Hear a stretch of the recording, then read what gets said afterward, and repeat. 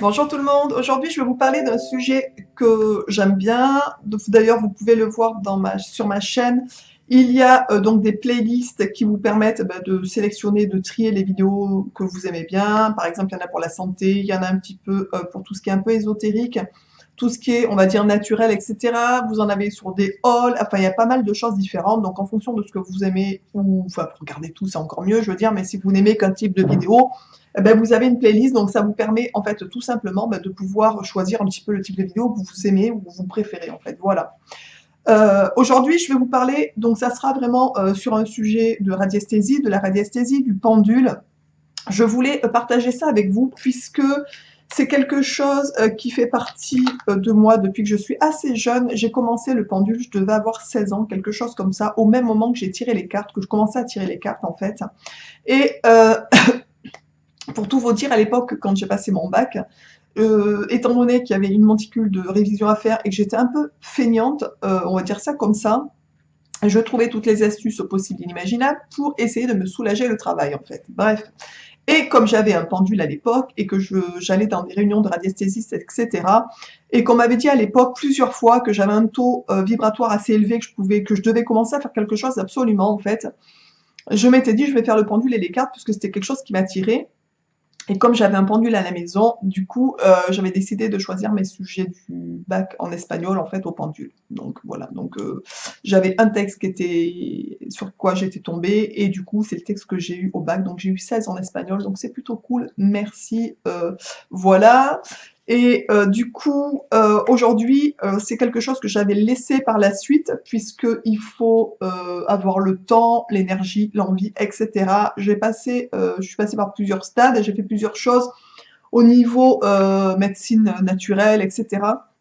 Donc pour ceux et celles qui me suivent, vous savez, je suis naturopathe, je fais des soins vibratoires, etc., des soins énergétiques, et je suis ravie de tout ça, mais bien entendu, mes premiers amours sont toujours restés au fond de moi, et notamment le pendule, c'est quelque chose que j'affectionne particulièrement, et que je réintroduis doucement dans mes soins, puisque ça me sert extrêmement beaucoup, en fait. Voilà, bref.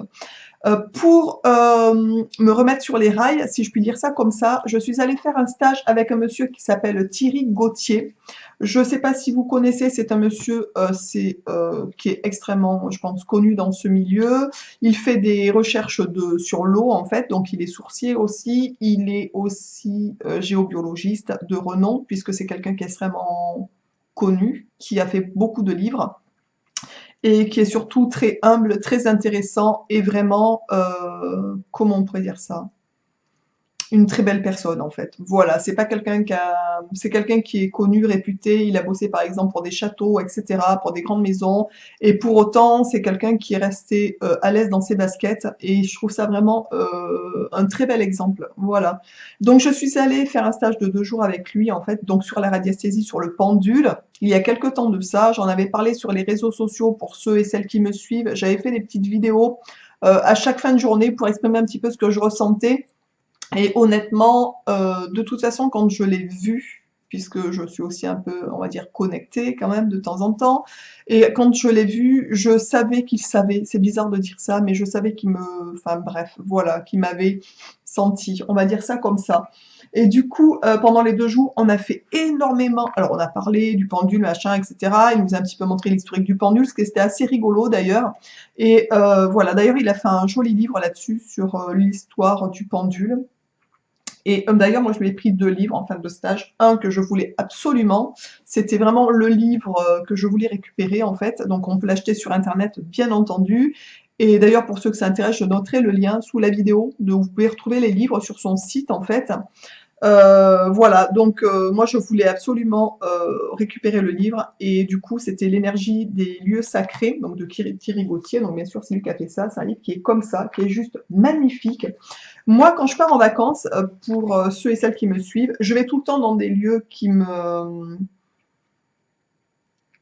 parle. Quand je suis partie à Paris, je suis allée dans la petite chapelle de la Médaille miraculeuse à Paris, en fait, rue du Bac, parce que c'est quelque chose que je voulais absolument en fait voir.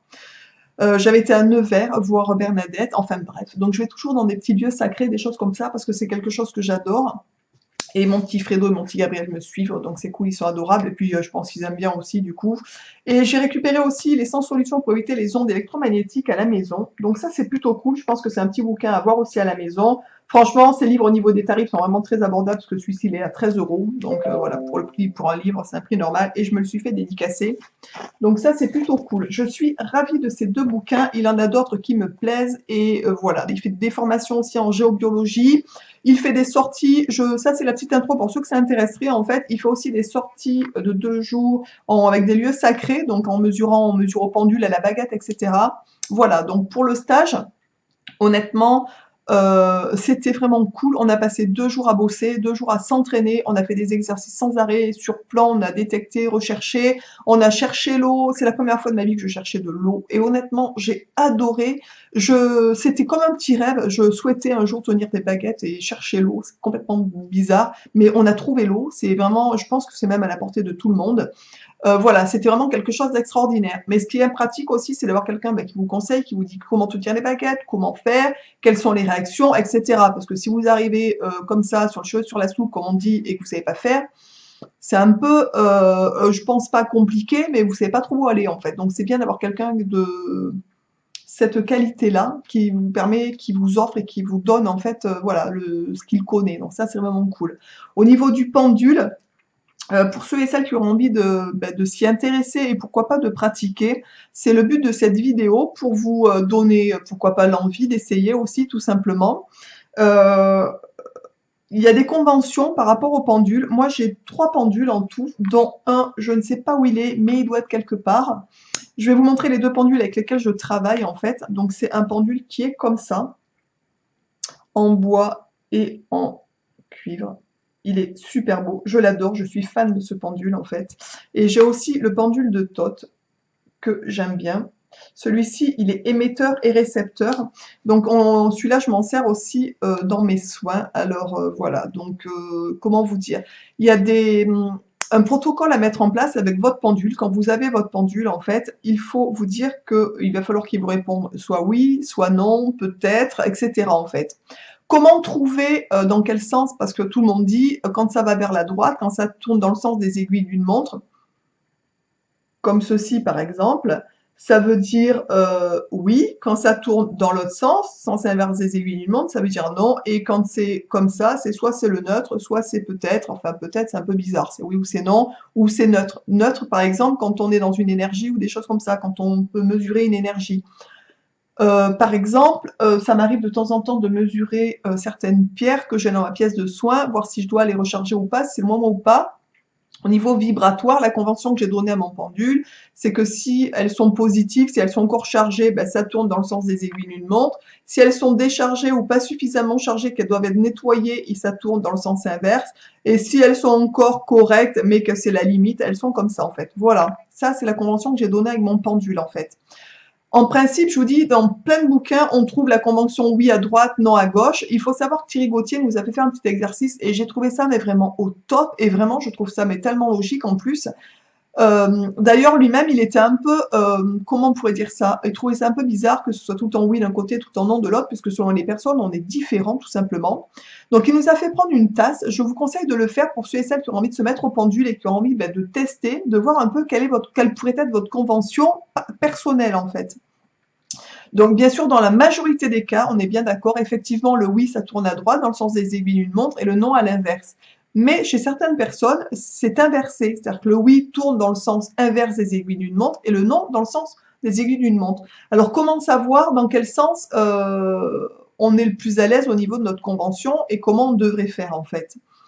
Pendant ce stage, il nous a fait prendre donc un verre, une tasse, vous prenez ce que vous voulez, et une cuillère, et vous faites comme si vous tourniez du café. Moi, je sais, par exemple, quand je tourne quelque chose, je tourne comme ça mon café, dans le sens des aiguilles d'une montre. Donc, ma convention à moi, et de toute façon, c'était déjà comme ça, parce que moi, c'était déjà sorti comme ça, c'était donc oui, sans des aiguilles d'une montre, et non à l'inverse. Mais si vous tournez pas votre café comme ça, mais que vous le tournez comme ça, à l'inverse, en fait, eh ben, c'est l'inverse. Votre convention sera plutôt l'inverse, en fait, tout simplement.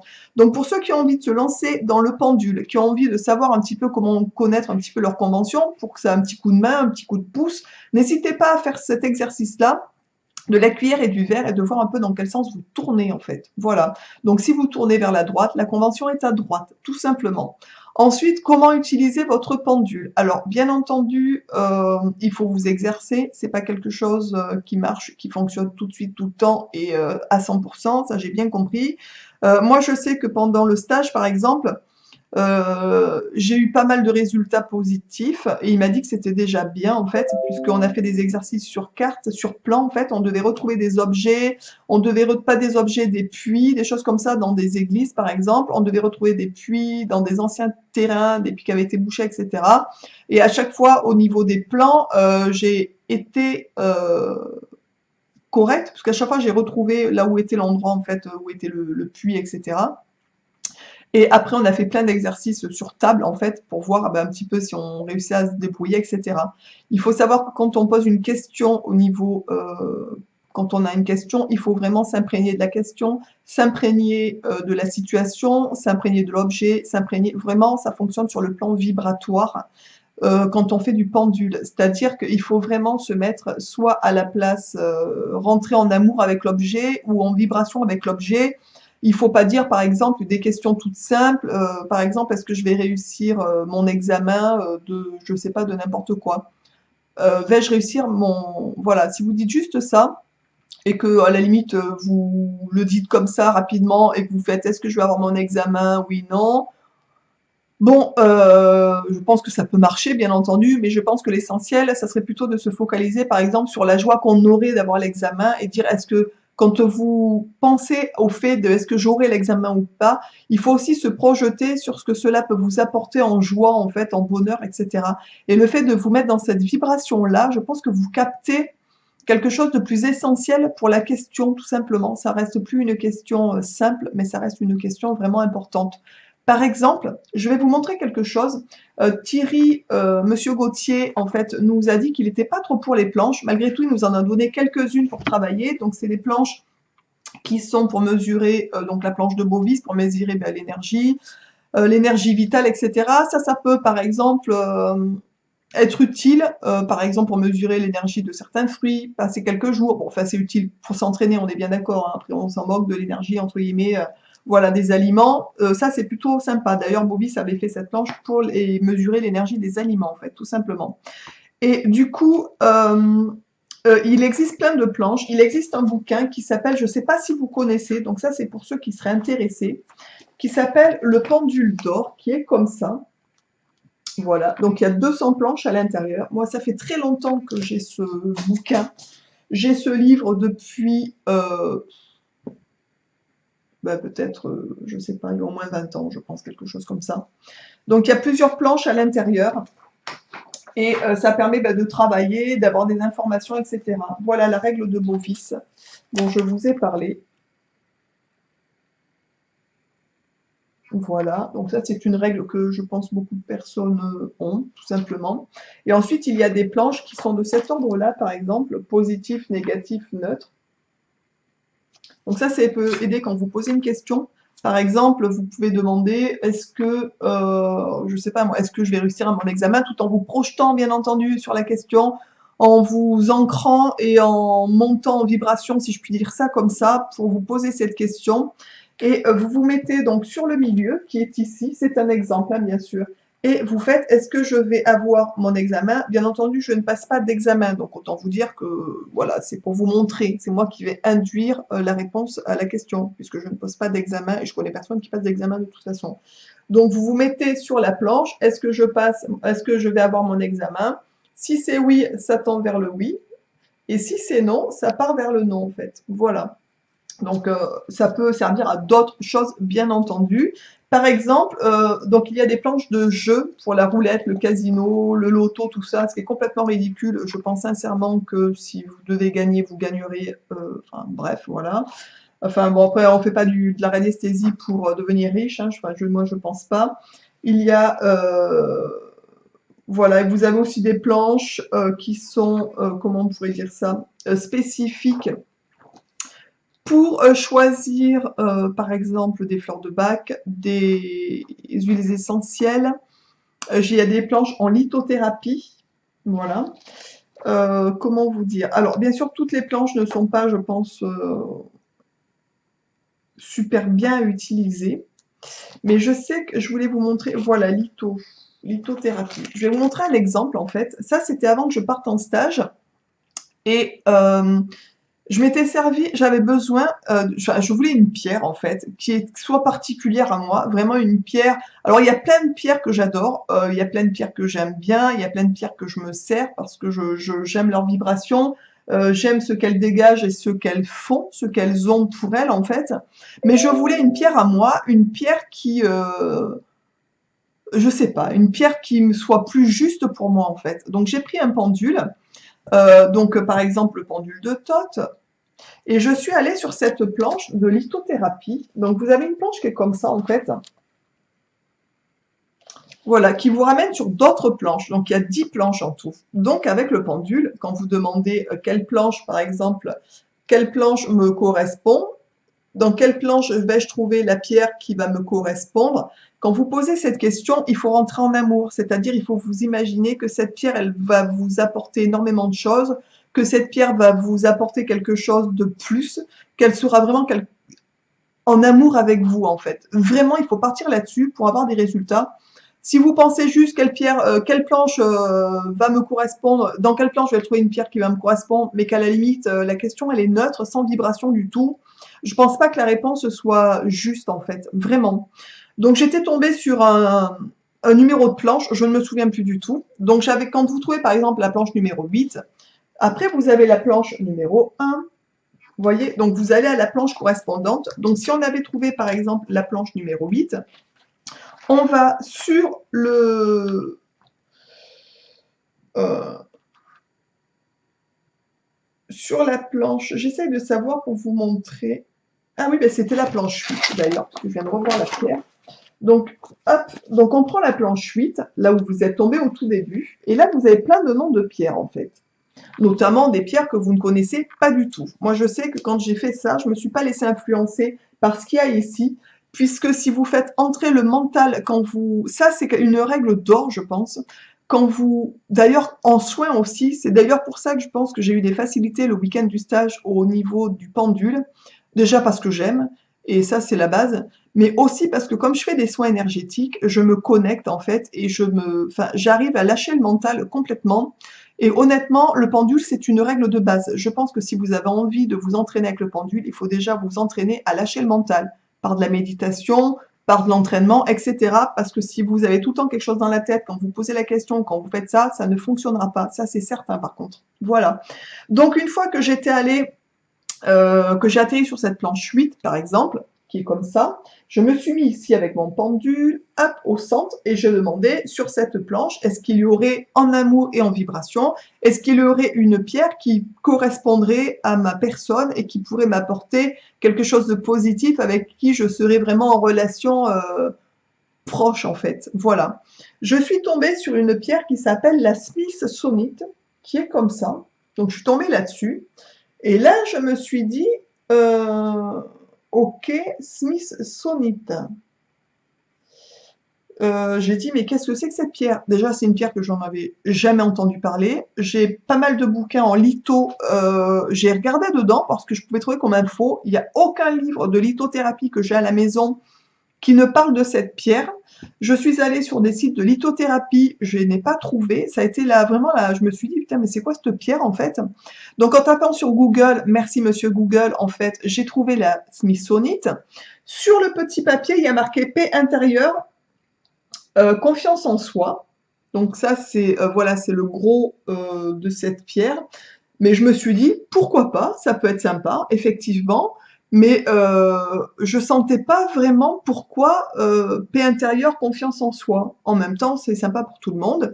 Mais je suis allée sur Internet regarder plus en détail quelle était cette pierre. J'ai trouvé des informations sur cette pierre. Et franchement, comment vous dire, quand j'ai vu les caractéristiques de cette pierre, d'ailleurs, pour ceux et celles que ça intéresse, je vais vous dire un petit peu vite fait les caractéristiques de cette pierre-là, en fait. Donc, c'est une pierre qui est comme ça. Donc, elle existe en plusieurs couleurs, en rose, en mauve, en bleu. Alors, moi, je l'ai pris rose, qui tend un peu vers le mauve. Je l'adore. Elle est très belle. C'est une pierre brute que j'ai commandée Je crois que c'est en Angleterre, quelque chose comme ça. C'est une pierre qui reste relativement chère. Ce petit bout de caillou, j'ai dû le payer dans les 50 et quelques euros malgré tout. Mais j'en suis gaga, je la mets tous les jours. Elle est vraiment pour moi et je le sais en fait. Donc je remercie, quand on a fait ça en fait, quand on a des réponses positives, il faut toujours remercier, on est bien d'accord, puisque voilà, c'est déjà cool qu'on vous autorise à avoir ce genre de réponse. Donc cette pierre, en fait, donc quand je suis allée regarder sur internet où j'ai trouvé plus d'informations sur cette pierre, c'est une pierre qui est spécifique pour des gens qui ont des maladies auto-immunes, qui répare et qui restaure le système immunitaire. Youpi, c'est pour moi, on est bien d'accord.